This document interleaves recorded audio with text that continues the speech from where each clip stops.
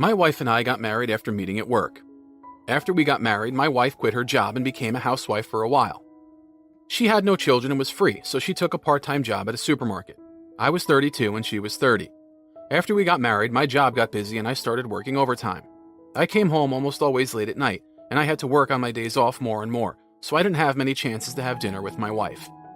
My wife never complained about it and took care of the house and part-time work while worrying about my health.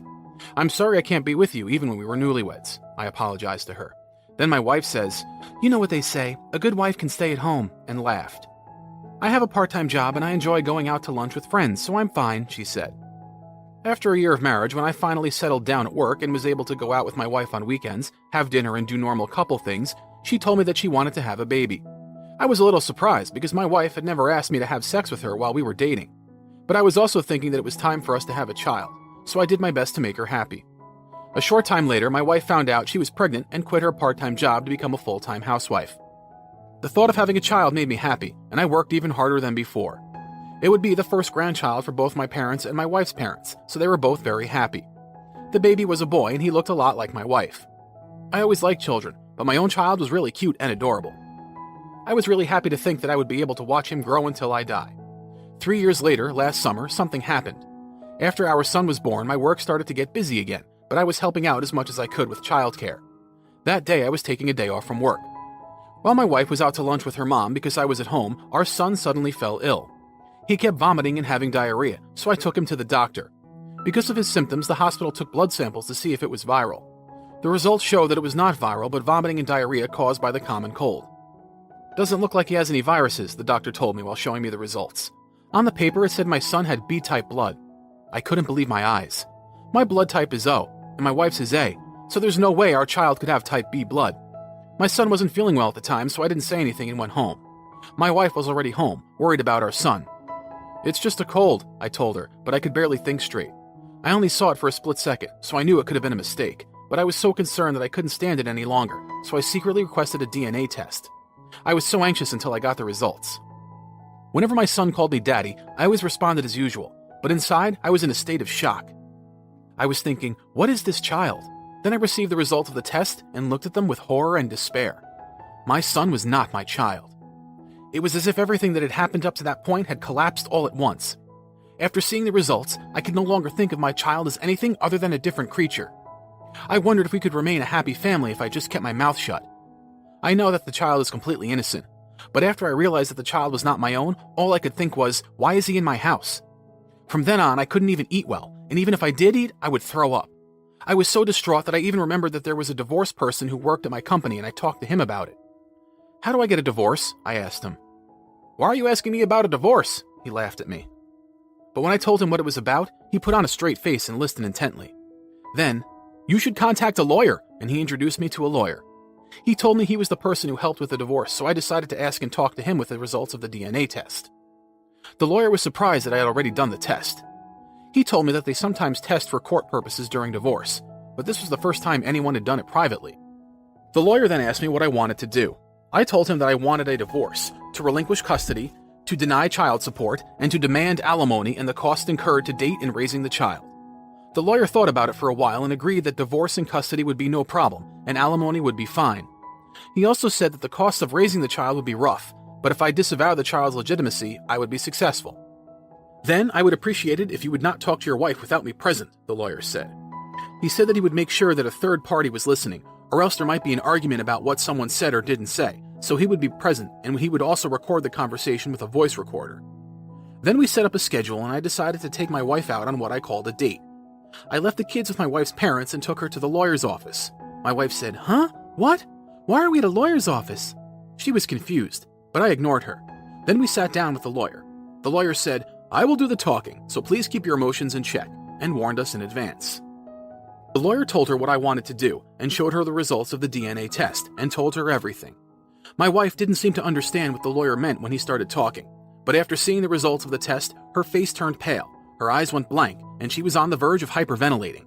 The lawyer said, "Please talk to me after you calm down," and we took a break for a while. After we got married, I was too busy with my work to talk to her, and she was lonely, but then the manager at her part-time job invited her out to dinner, and that's when their relationship began. The frequent lunches with her friends were all lies. and every time she met the manager, they had sex. She took birth control pills behind my back and had sex with him, but she got tired of it and told me she wanted to have a baby with me. She told me that she had been with 2 men at the same time, and one of them happened to impregnate her. My wife, or rather the whore, was confessing without any expression on her face, as if she had come to her senses or had reopened her mind. I had been feeling sick from the middle of the conversation, and as soon as the conversation was over, I went to the bathroom and threw up. Even now, after everything was over, I still feel sick. When I came back from the restroom, my lawyer was proceeding with the story. He was asking my wife, who insisted that the relationship was over now, if she had his phone number or text messages left. My wife replied that she had deleted their text, but she still had his number. Then the lawyer told her to contact him here and now. Naturally, my wife was surprised. The lawyer said that she had to tell him that she had his child. "Do not tell him that your husband knows. I will tell you what to say." My wife made a phone call with trembling hands. The lawyer wrote down, "I was sorting through my contact and remembered and contacted you." After a few rings, the man answered the phone. My wife read exactly what the lawyer wrote down. Then the lawyer wrote a note saying, "Can we meet?" and had my wife ask that to the man on the phone. The man said, "Are you lonely? Sure, let's meet," and agreed. As per the lawyer's instruction, my wife gave him the date and time, and we made an appointment to meet. Once the discussion ended there, I decided to go home and pack up my stuff and go back to my parents' house. I told my parents that I was going to stay there for a bit because I had a big fight with my wife. My mom said, "How did you get into a fight? Did you do something?" She asked me persistently. My dad said, "Even if the woman is in the wrong, it's the man's duty to apologize." I just made something up to avoid their questions. The day my wife and her affair partner were to meet was during the day on a weekday, so I asked my boss if I could get a day off. My boss said, "All right, go ahead and figure this out." I heard later that my coworker had talked to my boss about my situation. I thought to myself, "Oh, come on," but it made the conversation go more smoothly and save the day in the end. As the day of the meeting approached, I was feeling so sick that I had been vomiting and having diarrhea since the morning. After I calmed down by using the restroom at the lawyer's office, I went with the lawyers to the meeting place for where my wife and the other man were to meet. We had chosen a meeting place close to the office, and it was also close to where the man worked, so it was easy for us to meet. After confirming that my wife and the man had met up, my lawyer and I showed up and took them to the lawyer's office. The man said, "Huh? Is this a prank?" and said stupid things. When we got to the office, the lawyer pulled out a voice recorder and played a recording of the conversation we had. While we were listening to the recording, my wife's face suddenly turned pale and she was shaking. After listening to the recording, my lawyer told them all of my demands. I kept my emotions in check and waited quietly for the other party's answer as I had been told before. The man yelled at my wife saying, "You said you were on the pill!" The lawyer restrained the man and calmed him down, and now I had to listen to what the man had to say. He said that he heard my wife was now complaining about how lonely she was, which is why he approached her. Then my wife took a liking to him and started going out for drinks with him. I thought if I kept pushing her, I might be able to get her to sleep with me, so I asked her out, and we got it on, the man said. "So you knew that she was married?" the lawyer asked, and the man nodded. "Well, it makes sense because she was his employee." The lawyer understood this. "You had an affair with her knowing that she was married." As I told you earlier, this conversation was also recorded, so it can be used as evidence. "If this were to go to trial, you wouldn't stand a chance," he said, but the man said, "I am the victim because she was the more aggressive one." He kept on ranting. At that moment, I noticed a ring on his left finger. "Are you married?" I asked him, and he said he just got married last month. I thought, I'm going to ruin his life too. "Then call your wife and bring her here," I said. The man didn't want to, but he finally gave in after I gave him a deadly stare. While waiting for his wife to arrive, "Let's be thorough," the lawyer said. I don't know about anyone else, but I think this lawyer is a very flippant type of guy. Meanwhile, the wife of the man came to the office. When the lawyer explained what happened, his wife threw the ring she took off at him and grabbed him by the chest. She was about to hit him, so my lawyer and I rushed to stop her. The wife of the man was still in a state of rage. "I'm getting a divorce, so do what you want with this guy," she said. Then, facing the man, "What are you going to do about the baby in my stomach, you piece of trash?" she yelled. Apparently, the wife and the man had just gotten married, and they met at the supermarket where they both worked. The wife was quite shocked at the man's lack of discernment, but she was appalled that a man would have an affair with a married woman if he knew she was married. The wife was still very angry, so we decided to take her out of the room for a while to let her calm down. In the meantime, me, my wife, and the cheating partner proceeded with our conversation. When she found out that she couldn't count on the man, my wife got very impatient and started screaming that she didn't want to get a divorce. "I don't want to see the woman who conceived and gave birth to another man's child anymore. It's disgusting," I told her. Then she started sobbing, but agreed to the divorce. I charged her $30,000 in alimony. She requested there be no division of property, and that she would ask the man to pay child support for the child. The man said, "I don't want to pay child support," and started yelling. But he shut up when my lawyer told him about the trial. I demanded $50,000 in alimony from the man, and he refused at first. "Wouldn't it be a disaster if we went to court and your company found out about it?" Once I said that, he reluctantly agreed. I may have been a bit threatening, but the lawyer pretended not to know. Thank God he was a good-natured guy. The fee was paid shortly after. I don't think my wife has that kind of money, so it's probably coming from her parents, but I didn't care who paid it because I wanted to get rid of her as soon as possible. After the divorce papers were filed, I got a call from my ex-father-in-law, and he asked me to meet him. As soon as I met with my ex-father-in-law, he said I'm sorry about my idiot daughter. He got down on his knees and apologized. My ex-wife moved back to her parents' house after the divorce, and she does not go outside. Apparently, she had abandoned her kid because it was hard to hear him calling for daddy. But I couldn't bring myself to raise that child as my own. Well, I guess my ex-parents-in-law can take care of the child. After the divorce, I went back to my parents' house and lived a lazy life. I was told to take some time off from work because I was completely useless at work, probably due to stress. I had a lot of paid time off, so I took a couple of months off to recover mentally and physically. My coworkers and boss didn't ask me any questions. That must have been rough. "Let's go out for a drink when you get settled," they said. Later, I heard that my ex-wife had a bad reputation among female employees. I found out later that she was always flirting with male employees and many women who hated her. I guess I wasn't a good judge of character after all. I can't think about the next time right now, but if I remarry, I'll make sure to check out her reputation first. We look forward to your viewing. Please subscribe to our channel.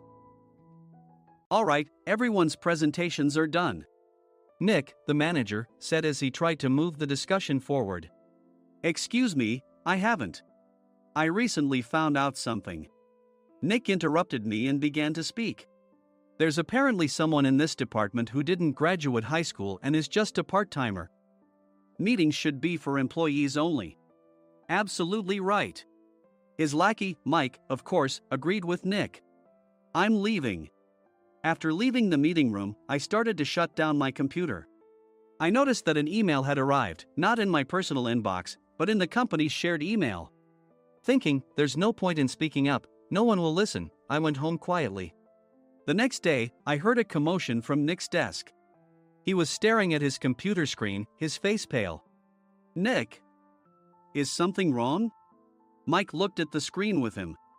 And he turned even paler than Nick. Why is he so angry? Knowing the reason for Mike's distress, I thought to myself, serves them right. My name is Adam.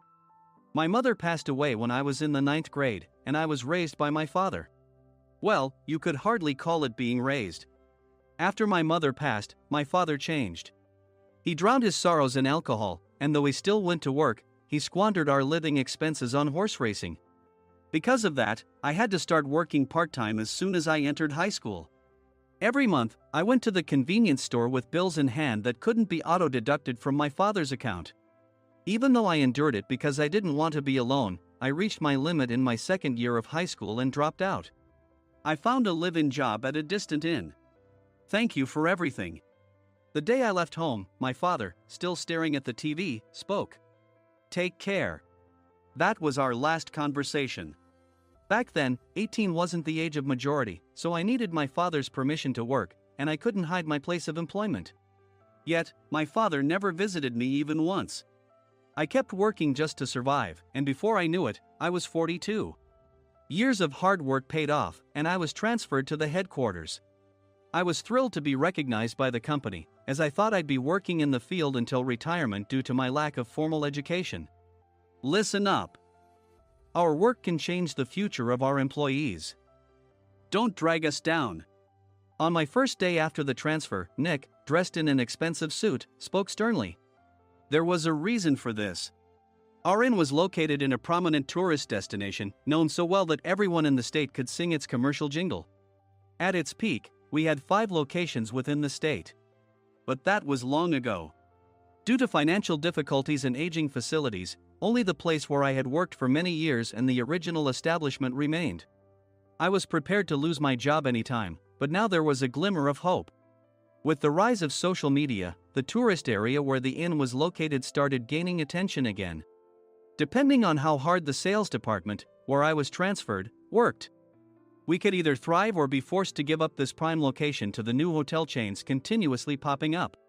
For Nick, who had switched careers from another industry to strengthen our sales, this was a battle he couldn't afford to lose. I understood why he had to be strict.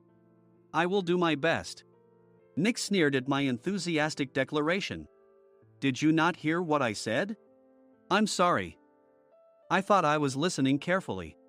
Out of habit from years of customer service, I apologized reflexively, though I had no idea what had offended him. Someone was watching me with a smirk. In this department, there are those who are expected to excel and those who have been shoved here because they have nowhere else to go. You are the latter. It was Mike, the section chief. He's 7 years younger, at 35. But he was called to headquarters much earlier than I was and had been moving around within the headquarters ever since. I'm not jealous, but I can't accept that he's my boss. Graduating from a prestigious university, he has an unusually high pride and caused many problems as a newbie, making things very difficult for me when I was the front desk leader. When I found out Mike was transferred to the sales department a month before me, I was disheartened. Mike is right. With just a middle school diploma, there's not much you can do. Don't even think about achieving results. As if I didn't exist, Nick remarked, I'm thirsty. Mike eagerly ran to the coffee maker. It seems Mike is Nick's lackey. I regretted being happy about my transfer to headquarters, wishing I had stayed on site forever. Send a direct mail to every company on this list by the end of the day. Nick only assigned me tasks that even a new graduate could handle. What? There are over 1,000 companies. You want me to send to all of them by today? Yes, if you and your fellow misfits split the work, even those with nowhere else to go should finish by today. I glanced at the employees typing away expressionlessly. They were worn out from customer service, only thinking about leaving on time, or were women reassigned after having children, with zero motivation for work. Even Sam, a new graduate from the same university as Mike, who was supposed to be among the expected achievers, had no enthusiasm for the job, having joined the company wanting to do customer service. I don't care what they say, I plan to quit anytime, he said. Only Nick and Mike were highly motivated, making all the decisions between the two of them. I originally only wanted to work at the inn to survive and had no particular attachment to this job. I swallowed my words, thinking I had no right to reprimand them. About a month after the transfer, Nick told us with a frustrated look. To commemorate the 50th anniversary, we've decided to create a plan exclusive for one group per day. Originally, Mike and I were supposed to come up with it, but our president, Mr. Thompson, insists on hearing everyone's opinions. So, you all get a chance. As Nick explained, Mike began handing out prints. Make sure not to embarrass Nick. If your ideas are half-baked, you'll have to redo them. It seemed that they had printed his handwritten notes by Mr. Thompson, which included several questions and a section for free responses. It made sense why Nick had to seek our input, given that all responses had to be submitted to Mr. Thompson. We were given a week to think about it, and a meeting was scheduled to compile our ideas. My plan is to let guests enjoy both the old and modern America. Nick began the presentations. Guests would watch a master confectioner at a nearby traditional sweet shop make sweets in front of them. The welcome drink would be premium tea in a bottle. Nick's plan was certainly attractive. After his presentation, Nick called on us to present in the order we were seated. Just as I stood up for my turn. All right, everyone's presentations are done. Excuse me, I haven't. I recently found out something. Nick interrupted me. There's someone in this department who didn't graduate high school and is just a part-timer. He was likely talking about me. I joined the company as a part-timer and was made a full-time employee when I turned 20. That was 20 years ago, so Nick and Mike probably had no chance to know until recently. Meetings should be for employees only. Absolutely right. After that, Nick kept creating opportunities to solicit everyone's opinions, purposefully excluding me from speaking. The meeting unexpectedly heated up and went past the scheduled end time. A few people asked to leave, and the discussion continued with the remaining few. Still here? Normally, you'd leave in that situation. Though I had no attachment to the job initially, hearing kind words from customers made me want to make them happier. For someone like me, with nowhere to go, the inn was my home and customer service was my life. I felt pathetic about my current self. I'm leaving. I left the conference room and started shutting down my computer. I noticed an email had arrived, not in my personal inbox, but in the company's shared email. Thinking no one would listen to what I had to say anyway, I quietly went home. The next day, while preparing the DM as instructed, I heard a commotion from Nick's desk. In his haste to stand up, he hit his knee on the desk. He stared at his computer screen, his face pale. "Nick! What's wrong?" Mike, thinking he should be the first to rush over, approached Nick while still wearing his coat. He peered at the screen with Nick. And he turned even paler than Nick. Why is he so angry? Who is responsible for this company? Nick, more irritated than ever, asked, and Mike answered without checking. Probably Sam. Sam wasn't there because he was attending a morning training session for new hires. Nick gave up on getting angry and returned his gaze to the screen.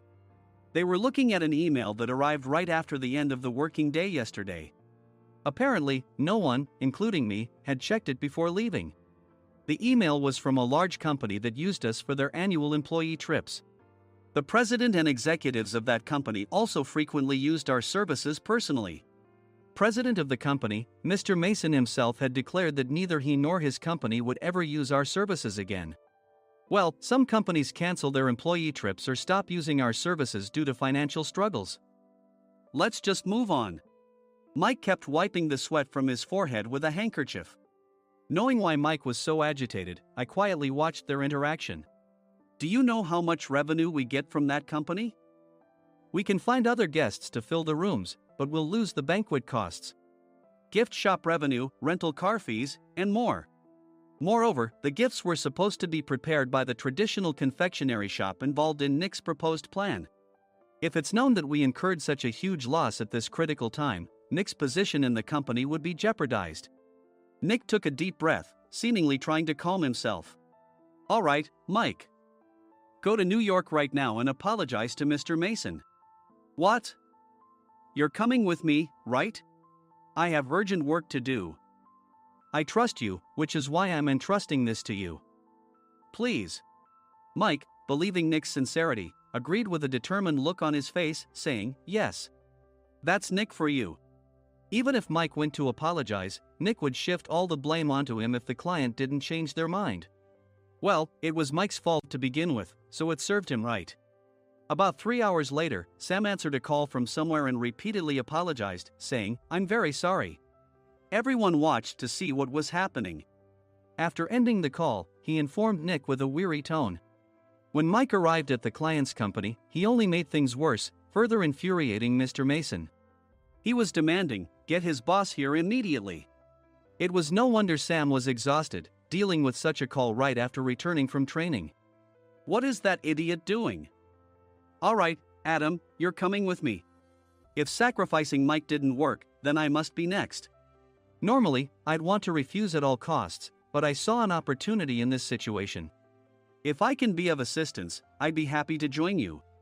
I obediently followed Nick, and we flew to New York. When we introduced ourselves at the reception, it became clear how serious the situation was, as the receptionist personally escorted us to the president's office. Angry voices leaked through the door, making both Nick and me uneasy. Excuse me. I'm Nick, the supervisor. I understand my subordinate has caused you trouble, and I deeply apologize. Nick, with his experience in the corporate world, knew enough to offer an apology before excuses. However, his customer service skills left much to be desired. I sighed as I saw Mike trembling like a small dog in the corner of the room. What kind of training are you giving your subordinates? Mr. Mason glared at Nick with a red face. The intensity of his gaze made even Nick take a step back. Regrettably, I joined this company only 2 years ago and was unaware of Mike's issues. I should have identified his shortcomings sooner. Indeed. I should have realized sooner. No sensible person would come to apologize and then give a lengthy presentation on the drawbacks of not using their in. Nick froze, his mouth slightly open. Suspecting the worst, I picked up the documents that had fallen to the floor. It seemed Mike hastily prepared these documents on the plane, listing the disadvantages.